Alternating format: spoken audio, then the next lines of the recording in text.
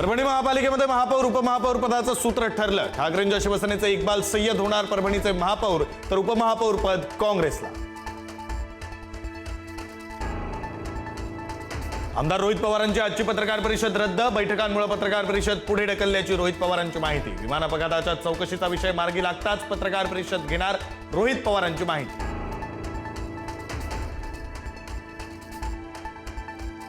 सुनेत्रा पवार आज पुणे जिल्हा नियोजन समितीची बैठक घेणार। अजितदादांच्या निधनानंतर पुणे जिल्हा नियोजन समितीची पहिलीच बैठक। उपमुख्यमंत्री सुनेत्रा पवार व्हिडिओ कॉन्फरन्सिंगद्वारे उपस्थित राहण्याची शक्यता। 31 जूनपर्यंत शेतकऱ्यांची कर्जमाफी झाली नाही तर रेल्वे चालू देणार नाही। प्रहार संघटनेचे अध्यक्ष बच्चू कडू यांचा सरकारला इशारा।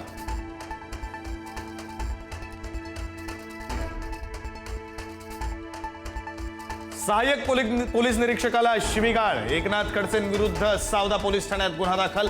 अपशब्द वापरल्यानंतर तात्काळ माफी मागितली। खडसेंची प्रतिक्रिया।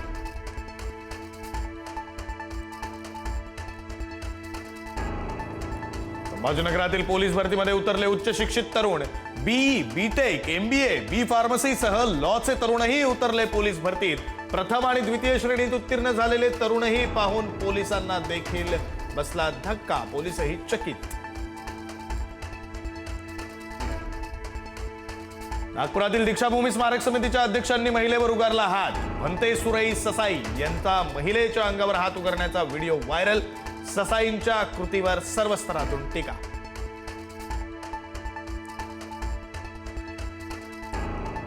अहिल्यानगर शहरामध्ये 24 वर्षीय युवकावर गोळीबार। गोळीबारामध्ये युवक जखमी। कोठला राज चेंबर परिसरातील घटनेचा सीसीटीव्ही समोर।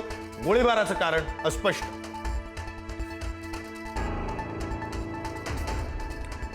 बीडच्या चौसाळा परीक्षा केंद्रातील कॉपी प्रकरणी प्रशासनाची मोठी कारवाई। केंद्र प्रमुखासह 17 शिक्षकांवर गुन्हा दाखल, तर संभाजीनगरच्या जैतापूर येथील सामूहिक कॉपी प्रकरणात 24 जणांवर गुन्हा।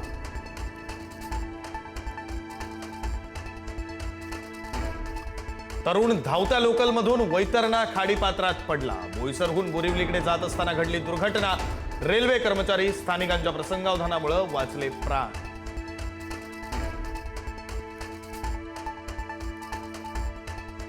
नवी मुंबईतील सीबीडी बेलापूर परिसरामध्ये बिबट्याचं दर्शन। भटक्या कुत्र्यावर बिबट्याचा हल्ला। परिसरातील नागरिकांमध्ये भीतीचं वातावरण।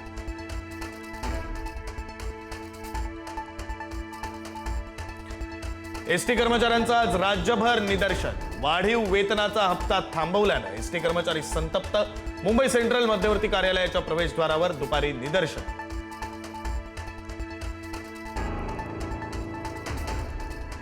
केंद्रीय कामगार संघटनांचा आज देशव्यापी संप आणि भारत बंदची हाक। केंद्र सरकारच्या कामगार कायद्यांना विरोध। देशभरातील विविध सेवांवर परिणाम होण्याची शक्यता। लोकार्पण रखडलेल्या मुंबईतील मेट्रो 2B आणि मेट्रो 9 मार्गिकांवरून मुंबईकरांना लवकरच करता येणार प्रवास। 17 ते 19 फेब्रुवारी दरम्यान पंतप्रधान मोदींच्या हस्ते लोकार्पण होण्याची शक्यता।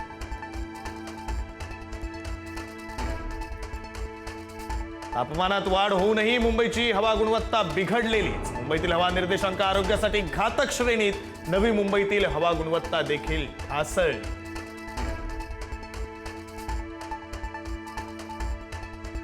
केंद्रीय मंत्री हरदीप सिंह पुरी यांनी राहुल गांधींनी केलेले आरोप फेटाळले।